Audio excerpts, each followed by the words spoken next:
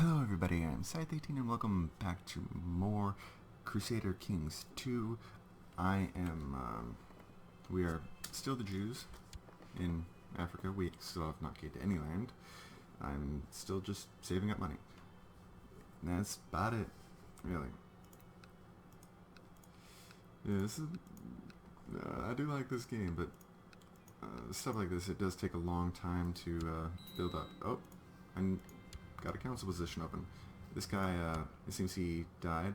He had an infected wound. That happens occasionally. So I'm going to go in here, steward, find the best steward. He is the best steward. So I'm going to put that, go there, and go in here. And, what? Oh, there we go. My son became of age, and he did get the elusive shadow. See? It's a good thing that we did that. Characters. Personal combat. Basically, when you're... This is, the last guy was apparently also commander. So the commanders basically are the people who are allowed to lead armies for your particular kingdom. And while their martial score has something to do with it, a little bit, mostly it's like also just their combat modifiers. Like this guy right here is Craven. It's like minus 20%. It's a specific modifier. Morale defense is reduced with him, but he has Cruel, which means, you know, he gets more damage done. His martial influence is better. He's just better. This person just has a personal combat skill and a high strength and a high martial. So I'll get Nagash. This guy's my chancellor. He's just a commander. He's just a commander. So yeah, I think we're good. We're going to unpause. My heir is unmarried. We're going to resolve that. He's also unlanded. Having an unlanded son basically just gives you less prestige, I think. Present a couple debutantes, just basically just inviting peasant girls to your place. And that girl has an intense amount of stewardship, so we're going to pick her. And see? There we go. This is what I was talking about. Eventually the wound heals to scarred, gives me more prestige. And I just did the old wound, just scabbed over and stuff. It just looks really cool. Yeah. That's about that. So yeah, my prestige will go up more, and I'm in positive prestige now. Doesn't mean much. These are my laws, by the way. I need to up my centralization so I get more personal domain size. Right now I have minimum, which means I have a bunch of vassal limit, but I have no vassals. So it does me no good. Right? I'm going to speed it up a little bit because nothing's happening right now.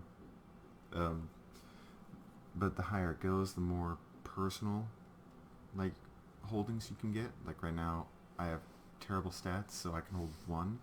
The higher my stewardship, the higher the modifier is. So with a good stewardship, I could probably hold 2 or 3, maybe even 4.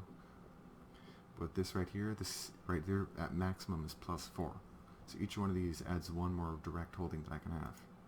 There's other things I could do right over here, like feudal levies, feudal taxation, city levies. Like levies is basically your vassals, how much troops they give you.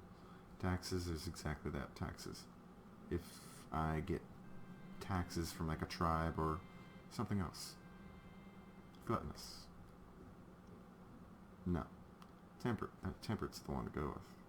See, it has a bunch of positive traits. Stewardship, church opinion up, same trade opinion up. I'll try to get that. Levy reinforcement rate in Semien is up. I'll go over here to feudal taxation and I will change it to small. Nobody's really here to vote, so I don't really care what anybody thinks. I can't change any of these until 881, 10 years.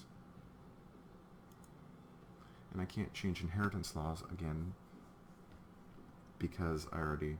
It said it's a hereditary despotic duchy. That's my current law type. Because I already changed it, remember, last time to primogeniture.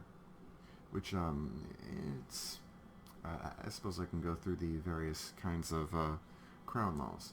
Originally had gavelkind. Essentially, in gavelkind, like your three oldest sons, because it mine's agnatic, so only agnatic.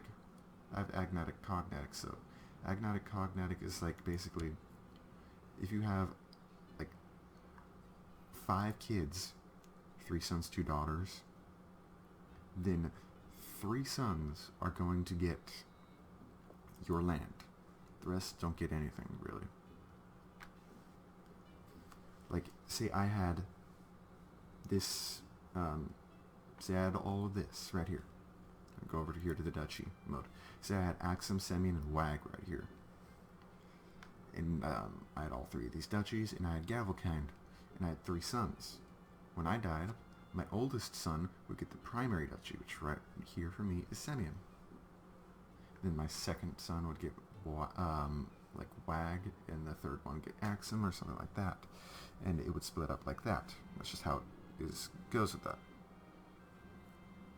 I already have content, so it's no big deal. It's just I have content anyways. Like I said, so it wasn't actually gavel.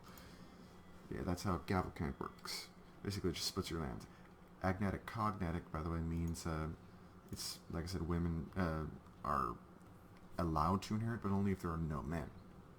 So if I have like 3 girls, same thing would happen. However, if I went absolute cognatic, just oldest kid, men, women, it doesn't matter. Or if I had full status of women, which I don't think I can get because, yeah. I'm actually going to hold on to all my tech points because I'm going to definitely be moving my capital. All these are about the same level. I think I'm probably going to move my capital to Axum, though, because it's just way better. Yeah, when I do take over Axum, I'm going to move my actual capital to Axum. So I'm going to take that over. So I'm not going to spend any of these points, so I probably should to give myself a little bit of a benefit. But yeah, that's absolute cognatic. With agnatic, only men can inherit. You have a daughter? Doesn't matter. Basically, yeah, that's how that goes. Gavelkind, like I said, just based on your dynasty, and it splits. Elective Gavelkind is similar, only you get to actually elect whoever your primary heir is, whoever gets to inherit the highest title you have. Seniority is essentially all the titles that you directly own go to the oldest son of yours. He is attacking in the Axum Holy War for Afar. Where is Afar? That, right there. Axum is going to die, I'm sure.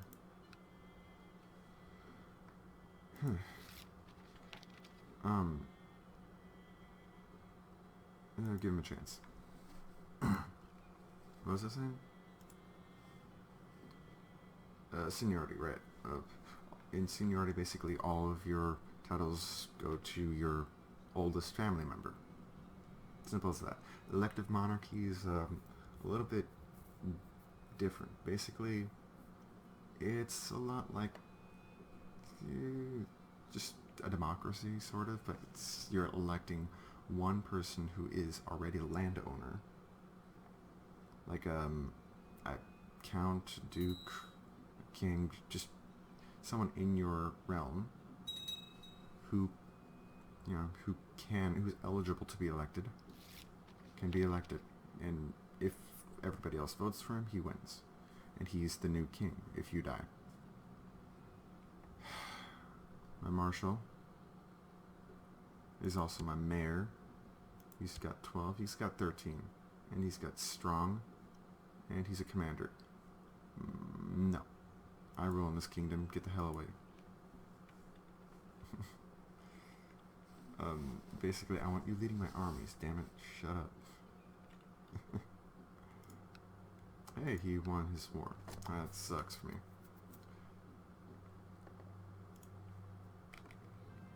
So, I was talking about elective monarchy. Yeah, that's how that works. And Get rid of paranoia, man. Nope. And ultimogenitor is like primogenitor. Primogenitor, by the way, is just basically your oldest inherits with agnatic, cognatic, always changing the who inherits, but that's just how they inherit. Ultimogenitor is the youngest inherits. That's basically how crown laws in this game work. You know how inheritance laws work. These are your laws as far as religious and civic. The higher up I get as far as like when I become a king, I get access to different laws. I think the same is it's the same with empire, and with how much technology I get. So like as I get more, I think legalism, I unlock like limited crown authority and low centralization. It's like even if I wanted to get low crown authority, I can't because I don't have the technology. No, I do, I think. No, I don't actually have level 1. So I wouldn't be able to get it if I wanted to. Is this bastard even working on it, man? Come on. Yeah, you're fabricating on Axum. Come on. Hurry up, boy. Fabricate. How much money do I have? No. 275 and 600 men. I meant how much men do I have? Trinketat.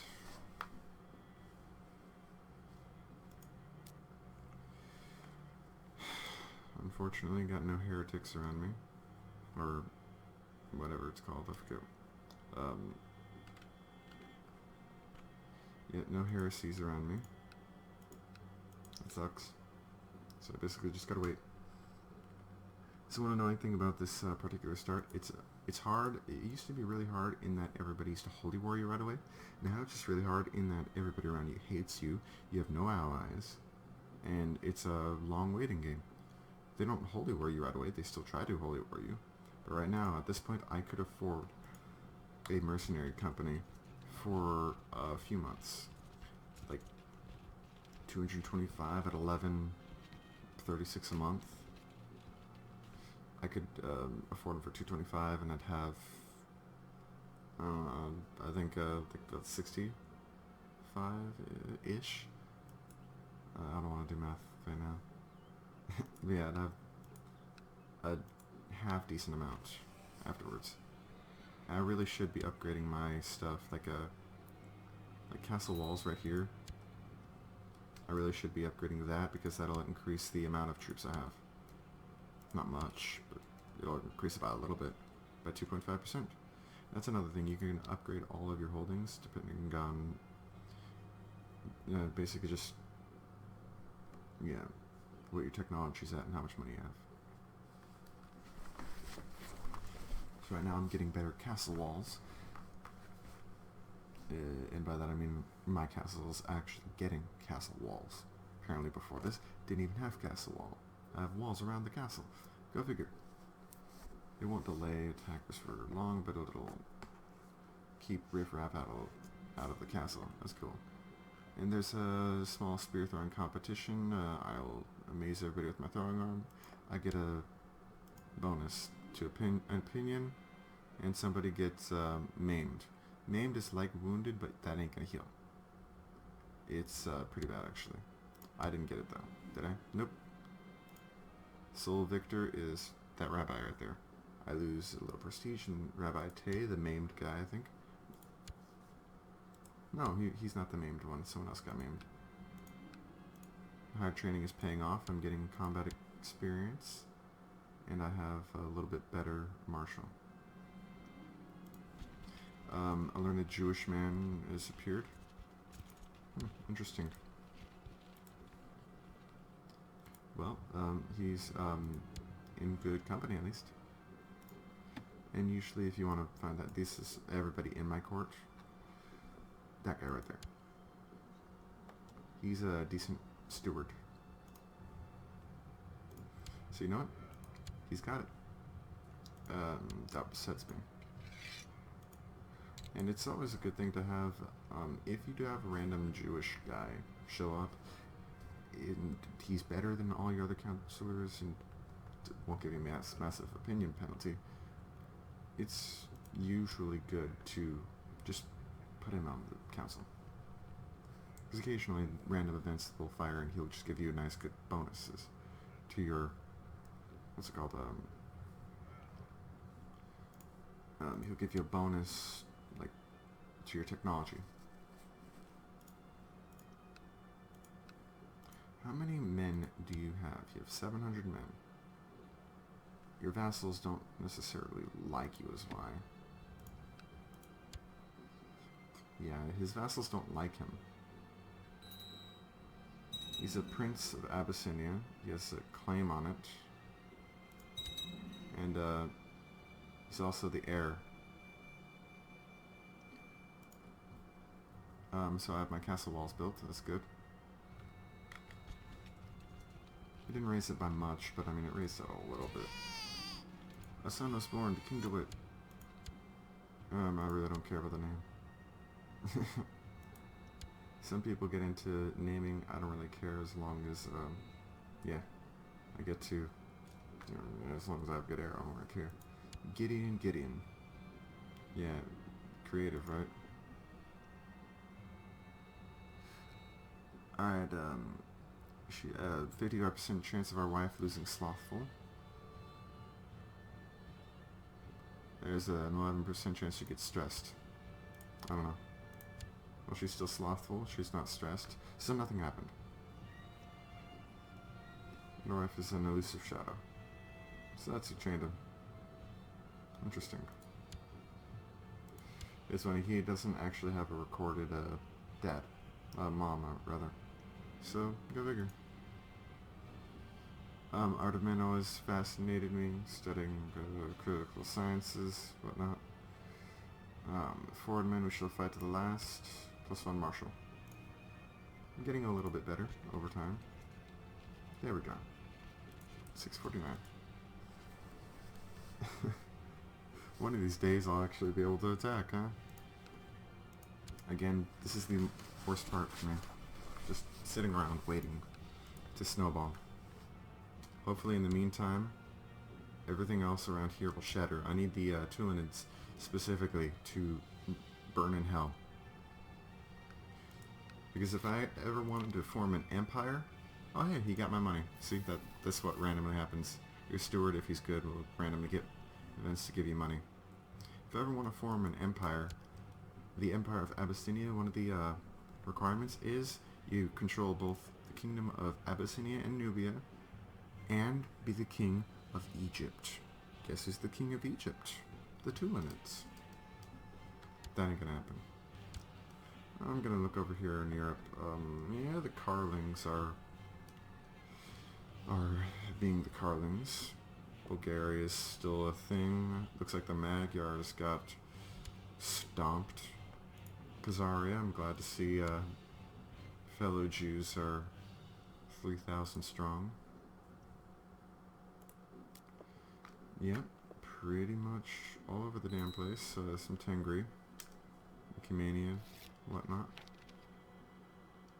Celebrate Passover, I could still do that. I love this guy, man. He's giving me money left and right, man. I'm glad for it. Alright, so he's defending in the Tulinid Holy War for Blemia.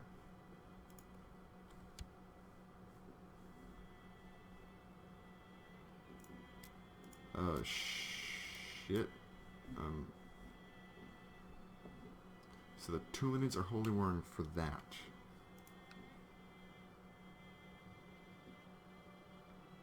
Suakan, specifically just that. He could have declared a single county conquest, but no. He declared a holy war for Suakan. He's probably going to win, but I mean, he only has 4,000 men. I mean, really, 4,000 men. This is infamy. It's part of the new DLC, which I don't have, so I don't really know much about it. Explore other characters' opinions of this guy. That's nice. Let me start the game going again. Yes, and having this up here is probably going to bug some people, but whatever. And yeah, I know I'm probably not the... I know for sure I'm not the best at this game, actually, but, you know, whatever. And, actually, after this autosave, that is actually about 20 minutes. So I'm gonna just end the video right here, and I'd like to thank you all for joining me. Let me know what you think. Let me know what you think I could do better, what you think I could do worse. Well, I don't know. Just let me know. What do you think? If you like this game, if you want it, if you do, let me know. I'll see y'all next time, though, and yeah, see y'all next time. Bye-bye.